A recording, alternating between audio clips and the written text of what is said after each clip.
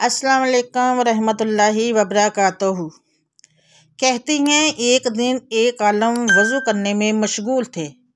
ایک شخص جلدی میں آیا، وضو کیا اور جا کر نماز پڑھنا شروع کر دی۔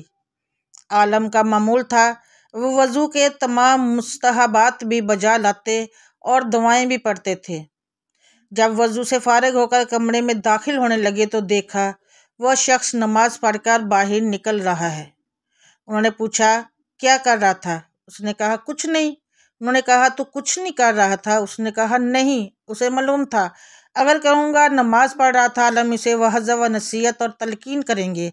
انہوں نے کہا میں نے خود تجھے نماز پڑھتے دیکھا۔ کہنے لگا نہیں قبلہ، آپ نے غلط دیکھا ہے۔ انہوں نے پوچھا پھر کیا کر رہا تھا؟ بولا بس خدا کو یہ کہنے آیا تھا میں نافرمان اور سرکش نہیں ہوں۔